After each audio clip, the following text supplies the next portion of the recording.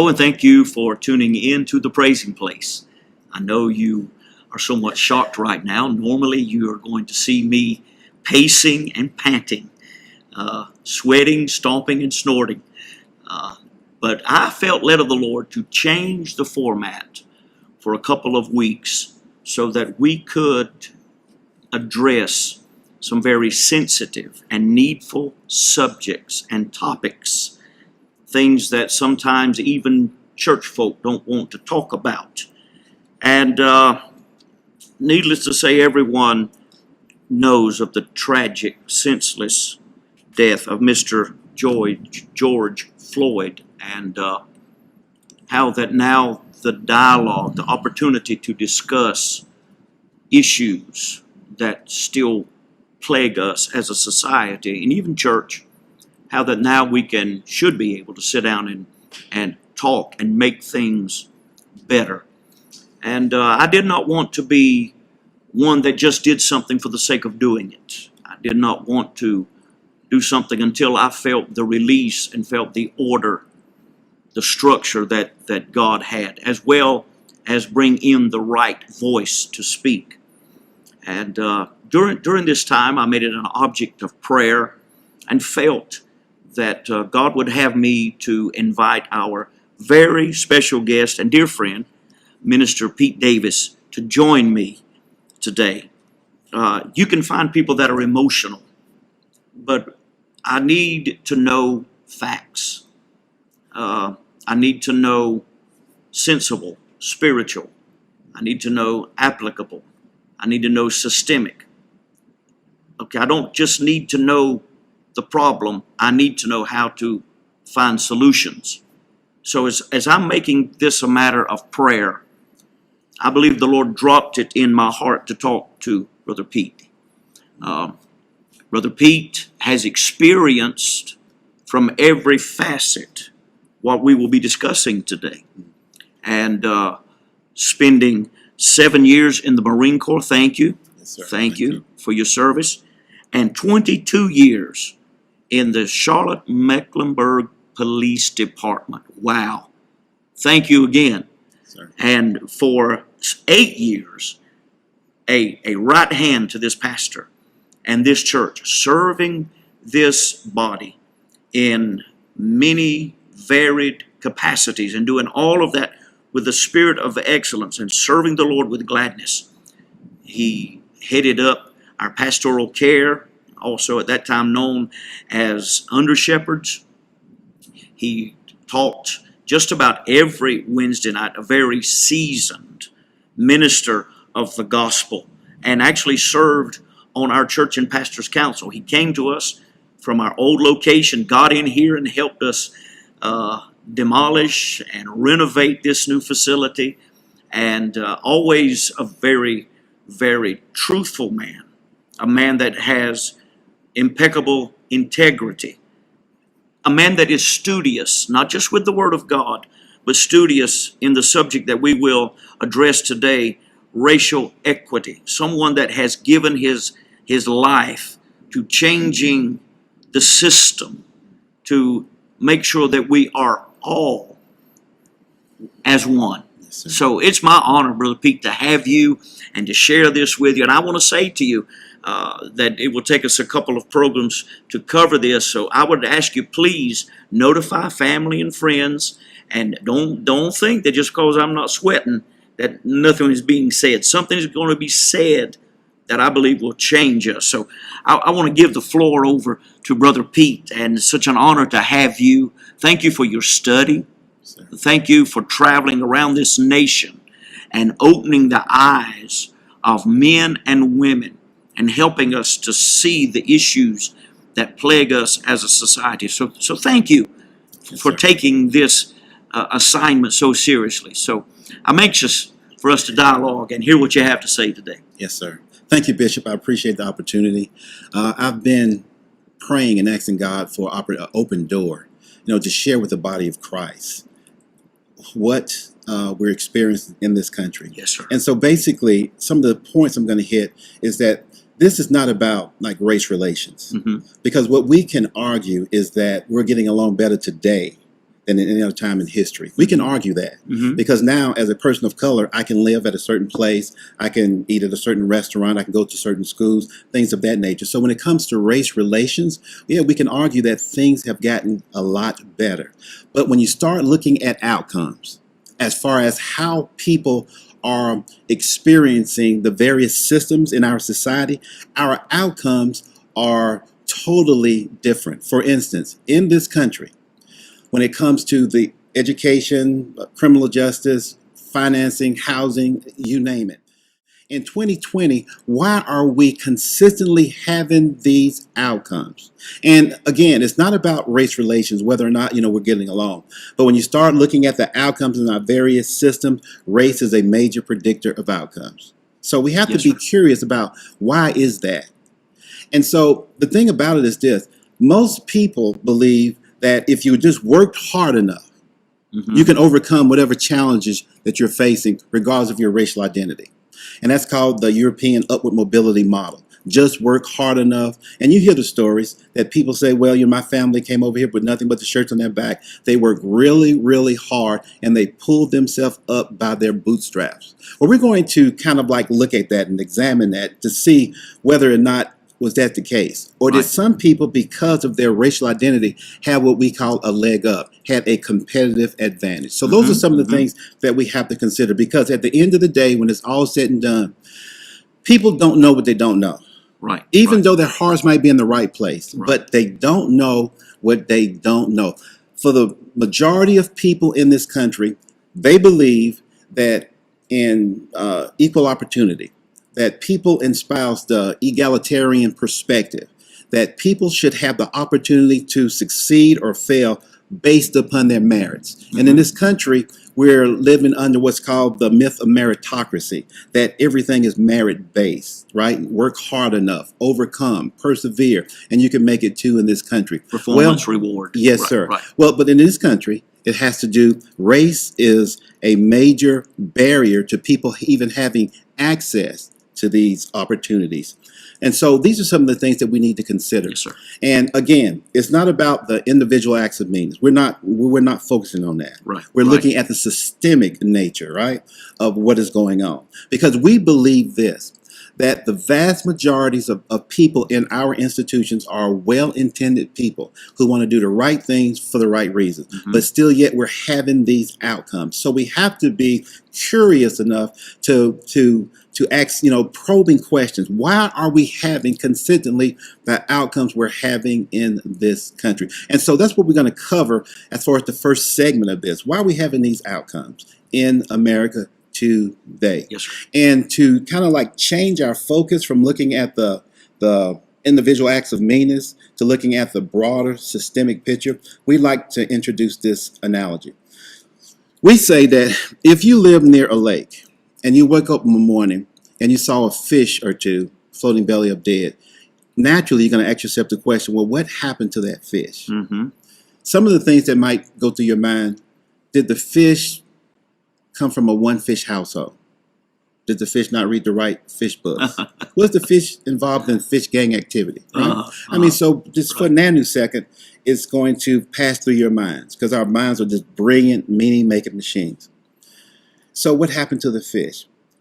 But same lake, several days later, now you have a plethora of fish floating belly up dead. At that particular point in time, it does not make sense to look at the individual fish and say, when would happen to that fish? Right, When would happen to that fish? When would happen to that fish? No.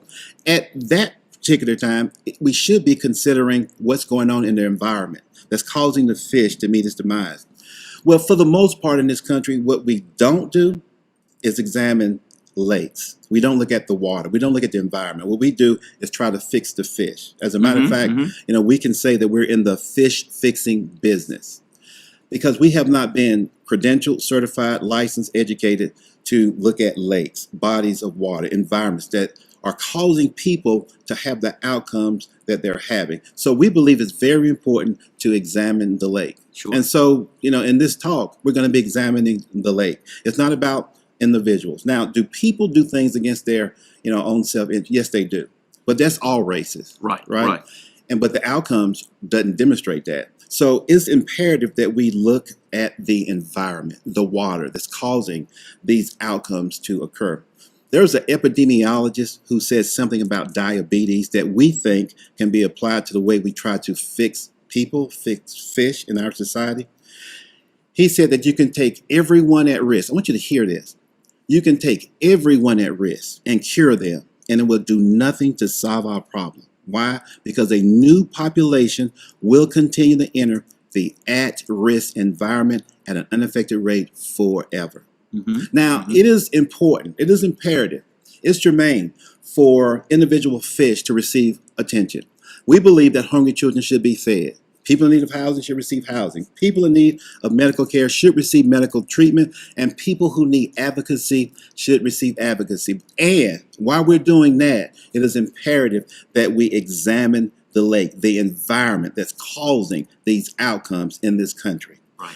And then we like to kind of like extend that metaphor to this. We know this, that we're going to say that the school system, they got their act together, and all the fish are thriving and doing what happy fish do, whatever they do. And so everybody's elated because of that, right? Because people are having good outcomes, right? The students are having good outcomes regardless of their racial identity. And so again, people are elated. But over the course of a couple of weeks, the school system, the education system notices something, that once again, the fish are appearing belly up dead. And so they're perplexed by that and saying, well, what happened? Because, we did what we needed to do for our fish to thrive, survive, to achieve.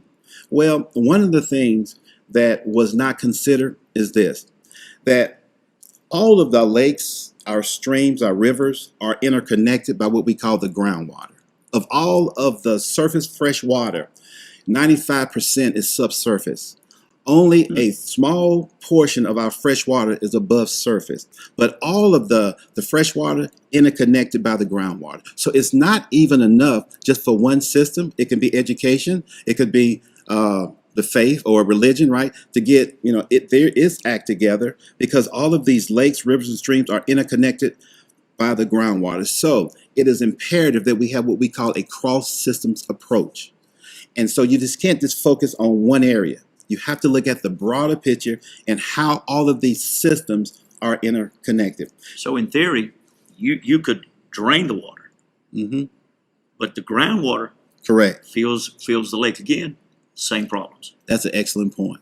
Correct. You could drain it. Right. And so we have been dealing with the superficial surface. Yes, sir. Problem keeps coming back up. Yes, sir. Okay.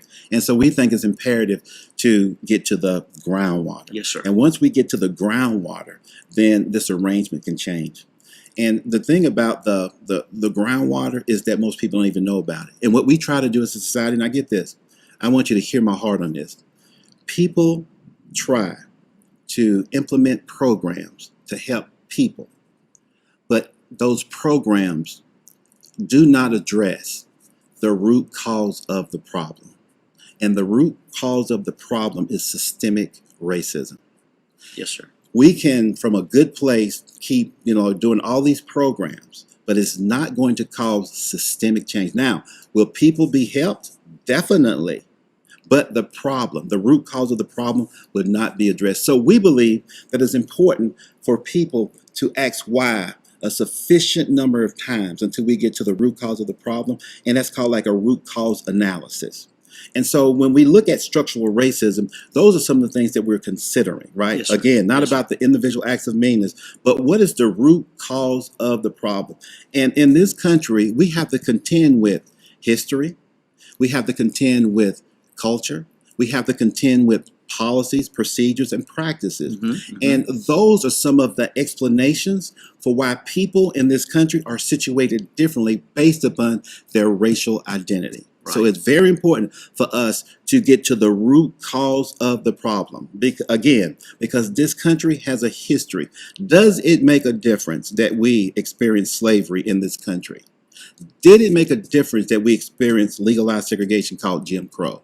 Did it make a difference that people were excluded not because of their abilities, not because of their intelligence, not because of whether they're articulate or not, but because of the color of their skin. Right. Right. And because of the history, because of the policies, the practices, the procedures, white people had what we call a competitive advantage. Not saying that things were always easy for white people. No, that's Right, not the case. However, they had what we call a competitive advantage because you could have been the poorest of the poor. And you still had access to the Right. schools, the communities, the hospitals, the restaurants, sitting at certain places on the bus. So all of those things matter. Sure. And unfortunately, a lot of people believe, Pastor, that history doesn't matter. You know, this is what we hear all the time. That happened such a long time ago. Right. Right. Just get over it, Right. right? Right. Well, you know, with that, people don't realize that some people had this thing called opportunity, and other people did not. Absolutely. And Right. opportunity is the difference maker. Yes, sir. You know, when we start looking at the structural arrangement and why people are situated the way they are in this country, we have to consider what race, the part that race play in this arrangement. And so those are some of the things that we're going to be, you know, talking about Wonderful. over the course of the next 2 days. And let me say that having had the privilege of sitting in the workshop for a couple of days, I had no idea the depth, the tenure, the length that this had gone on. And I guess the way I kind of have envisioned it, you know, you can be off a little bit, just a little bit. Mhm. And if you're off a little bit for a short period of time, you don't get that far off. But if you're off that much for over 200 years, you know, you are so far Mhm. off until, you know, and if it's that way and people accept it and, you know, make excuse, and that's just the way yes, that's the way it is. Mhm. But why is it that way? Correct. Why is it that way? Mhm. And I heard you say opportunity. Just because someone had an opportunity, listen, it may take many opportunities. Mhm. So it's not fair. It hasn't been, as you say, equal. Yes, sir. That's it. And those are valid points. And again, Bishop, it's like, you know, in the body of Christ, well-intentioned church people who love Jesus, they don't know that. Right. And because our minds are meaning-making machines, they don't know the history, they're going to come to these conclusions. Because the deal is this, you know, we're in society, right? We're saved, we're born again, we believe in Jesus, but we're part of this society. And, you know, being socialized and seeing things as far as the way the general public sees things, it influences us as Christians, right? Sure. I would agree 100%. So because of that, you know, like our minds, you're like, so what if you don't know as far as the history, if you don't know how history has an effect on people today, then you're going to come up with some of these, you know, conclusions that I guess those people just not trying hard enough. And you can be a good person and Mhm. still come up with that conclusion, Sure. right? I mean, Right. because again, Right. you don't know what you don't know. Yes, sir. However, it is imperative that people educate themselves and learn. Right. And not just go with something just because someone said it. Now, the thing about it is this: we talk in this, you know, in our trainings a lot about narratives, and narratives are the stories that we tell to explain why things are the way they are. Get this: scholars consider narratives as far as what's the mind of the village or the thumbprint of the community, and they're powerful, but they don't have to be true to be believed. Just think about that. So you can be misinformed and you'll go with it. You don't have any Absolutely. data to back, you know, like your position.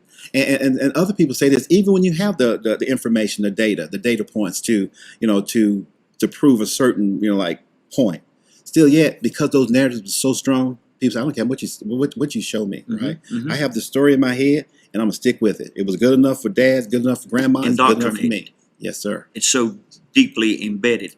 Yes, sir. If all my life I was told that was a red shirt by people that I trust that's supposed to know, Mm-hmm. I would have a hard time ever believing that's a blue shirt. Mm-hmm. Yep. Yes, sir. I mean, that's just the reality in which we live. And those are some of the considerations that, like as far as Christians, well-intended people who want to do the right things for the right reasons, want to make an impact, who want to further the cause of Christ. These are some of the conversations that we have to have. But before we have the conversations, we have to, be educate ourselves Yes, so sir. that we can have informed conversation and not just based upon, well, this is the way I think, therefore it Right, must be right, what? True, right. right? Okay, so now I just want to get into a couple Yes, of sir. things. Ibram Kendi is a brilliant scholar, and he wrote the book Stamped from the Beginning and also How to Be an Anti-Racist. And this is what he says about what we're dealing with in our society and as for why people come up with the conclusion that they come up with. He says this: how we frame the problem and who we frame as the problem shapes the answers that we find. So how we frame the problem and who we frame as the problem shapes the answers that we find. And so that's why it is very important to do an analysis to come to an understanding of why things are the way they are. Again, it's bigger than just individual acts of means. Right, right. It's bigger than just people not doing right. And so we have to we have to dig deep in order to get to the root cause of the problem. And so what I want to do now is just go over some data points, right? Yes, sir, so people can know what I'm talking about when we talk about like outcomes. Now, get this, Pastor. So when we go to places like, we travel across the country. I'm a contractor for the Racial Equity Institute, which is based in Greensboro, North Carolina, and we do this training, across the United States. So by us doing this training across the United States, that suggests that it's not just a Southern problem, right? Right. It's an American problem, Right, right? right. Okay. And like when we go up north, and so we kind of like, well, we're from the South, and this is our data, right? They look at us and say, well, we're not surprised by that because we expect, right? You're from the South, Mhm. and people from the South, these are the northern attitudes towards us, right? That we're backward, we're slow, right? And we're just bigots and prejudiced, right? Uh-huh. Well, we Yes, sir. say, well, okay, now, so let us show you your data. And it matches our data as far as the outcomes, right? And so, again, that suggests that it's not a regional thing. Absolutely. All right? In every system in this country, we have racial disparities in every system. But one of the challenges that we have is that we have a different technical term for the same phenomenon. So over the course of doing this work, we have made 3 primary observations. Number 1, racial inequities look the same in every system across this country. Mhm. Number 2, socioeconomic status cannot explain our outcomes. And 3, systems contribute significantly to our disparities. So those are the 3. There are many more, but those are the major 3, okay? Mhm. And so when we start looking at the first one, that racial inequities occur in every system, but one of the challenges that we have is that every system has a different technical term for the same phenomenon. For instance, in child welfare, we call it disproportionality, right? So how are children of color doing in our welfare system compared to white children? And it can be in a number of areas that are being measured. We're talking about whether cases would be substantiated for abuse and neglect, whether we would have sibling placements, whether we would have the termination of parental rights or family reunification. Race is a major consideration. Now, race is a major consideration, Wow. even though Wow. we have 3 national studies that demonstrate that families of color are no more likely to abuse and neglect their children than white families. But they are more likely to have calls made on them for that. In healthcare, it's called health disparities. I remember you mentioning that, and that's just, you just look and you just, I guess, project, assume, or going to rat somebody out or Yeah. cause trouble, Yes, yes, again, based on color. yes. And then in healthcare, it's called health disparities. And so, like how are women of color doing in our healthcare system compared to white women? And now get this, more white women are diagnosed with breast cancer, but more black women die from it. I remember that as well. That to me, it's not that I can't accept. Yeah, I know that's a problem, but you're dealing with life. Mm-hmm. Right, How would it just blows my mind. right. And get this, in the 1960s, President Lyndon Baines Johnson asked the question, why do Negro women have worse birth outcomes than white women. Now, this is 1960s, right? Mhm, And so now mhm. this is 2020, and we're still asking that same question. So we start looking at birth outcomes, right? Now, race relations, things have gotten a lot better since the 60s, right? But when it comes to outcomes, we're dealing with the same phenomenon.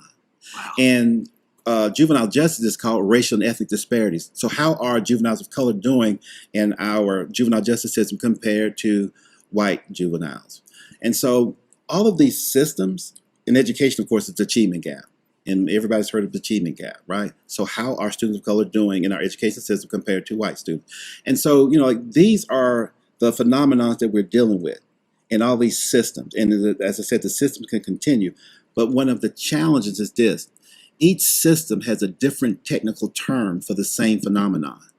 Just think about that. And so basically, it's going to delay, I guess, for effective communication across systems. Remember, I said we needed a cross systems approach. Absolutely. With all these systems, they're using different terminology and different, they're not talking the same language, the Right, same right. code. So that in and of itself is problematic. I'm trying to think of some type of biblical example, right? For instance, what if I call the book of Mark the book of Luke, right? And I say, well, go to the book of Mark, and you Yeah, go, yeah. to like the book of Mark, but I call it the book of Luke. That's problematic in and of Absolutely. itself, right? Right, And right. so those are some of the challenges that we're facing in our community. Well, I And- remember, Brother Pete, excuse me, back when, some of the ways that the uh, law enforcement, years ago, we're not sharing information. Okay, how can this be deprived and this withheld and really be working for the same thing, but yet we're not talking to you, we're not sharing this with you. So there you have the same thing. I have to discern. Mhm. You have my own code book, my own manual, Correct. so I'm not able to address it, identify it, fix it, because we're not on the same Right. level speaking Right. wise. Yeah, you're not on the same page. And Right. we believe that makes a big difference. Absolutely. Right. Okay, and so the second observation was that socioeconomic status can't explain the outcomes we're having. Because what a lot of people want to do, Bishop, is say, oh, it's not about race, it's about class. And we say, well, okay, let's just look at that. And we say that in this country, you really can't talk about socioeconomic status without talking about race, because in this country, your race was your socioeconomic status. When you were, during the time of slavery, that time period, right, 200 and something years, like 40 something years, right, you did not have the opportunity to compete in this economic system, Right. right? Right. And so as opposed to accumulating what we call capital, you were the capital. And so that makes a difference. Now, but going beyond that, we'll just look at that. This is what we know, that in our education system, white students whose families are economically disadvantaged have better educational outcomes than students of color whose families are economically disadvantaged. And this is what we know also, that white students whose families are economically disadvantaged have better educational outcomes than students of color whose parents are not. And Pastor, sometimes we're talking about a $50,000 difference as far as the annual income in that family. And $50,000 is a lot of money. And so, and then in healthcare, when it comes to, we know that white women with GEDs have better birth outcomes than black women with advanced degrees. Just think about that. And we know that your education is a proxy for your socioeconomic status. The more education you have, the more income you're supposed to be making, the type of jobs you're supposed to be having, and things of that nature. It's supposed to make a difference, right? Because in this country, education is supposed to be the great equalizer. Right. We hear that all our lives, right? Right. Okay, Right. now, but consider that white women with GEDs have better birth outcomes as far as whether the child will live to be a year old, preterm birth, things of that nature. And so, how do you explain that? How do you explain that? We're talking about in 2020. We're not talking about back in the 1950s. We're talking about in 2020, right?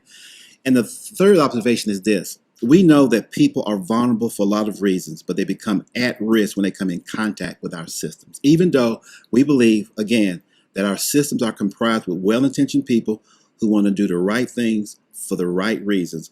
But when people come in contact with our system, they become more vulnerable. For instance, criminal justice. We're going to say that you and I committed a crime. Now, this is just make-believe. Pastor didn't commit a crime. Okay. Thank you for pointing that out. Okay, I want to say that I know of, but I'm not. Something about preaching is a crime, but go ahead. We're going to say that, okay, we committed a crime.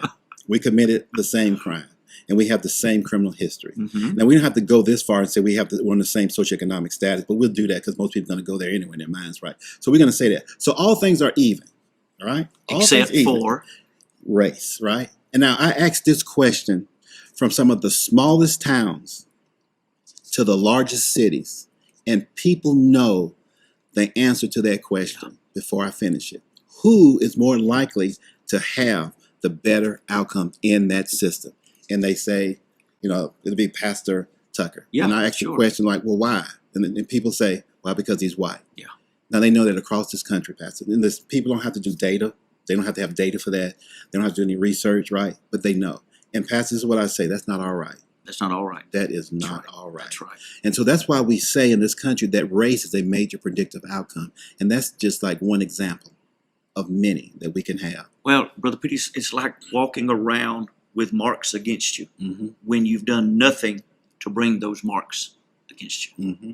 That's right. And it's in such a modern, Yes, sir. technologically advanced place that we are so far removed until we're judging based on race, and then depriving people of opportunity, Mm-hmm. healthcare, education. Mm-hmm. It's scary. And it's a shame. It's a travesty. Yes, sir. It really is. When, especially as we know, as believers and preachers of the gospel, we're all made in His image. But yes, we can get along, but then somewhere in the system, because of influence of race, you don't get the chance, the opportunity. It's a very sad thing. Yes, sir. Well, listen, I want you to make sure you tune in again. We're not finished with this. Okay, we're not even scratching the surface good. I know the depth of study that Brother Pete puts into this, and I know he's given a skeletal presentation in these episodes. But I would just say to you that Brother Pete does make himself available individually, or if you want to do as we've done, have a workshop right now. That would be through Zoom, but it is well worth. It is eye-opening for you to avail yourself of his knowledge and his team, their expertise, to help us fix these issues. If you want to reach Brother Pete, I would ask you contact us, give us your information, and we will share that with him, and he can contact you or have a representative to contact you. We're going to be back again to do this, and I am honestly just as shocked hearing it again as I was the very first time. And I want us to feel uncomfortable. Okay, I want us to, if you're comfortable, why move? When you're uncomfortable, you're going to shift. Right. You're going to turn over in the bed. We need to be uncomfortable to make a move. Yes, sir. And I want us to do this again. You can see this on social media as well. Until next week, this is Pastor Tucker, Brother Pete Davis. Sir. We're going to share with you again next week. Please tell somebody. We'll be back on again next week.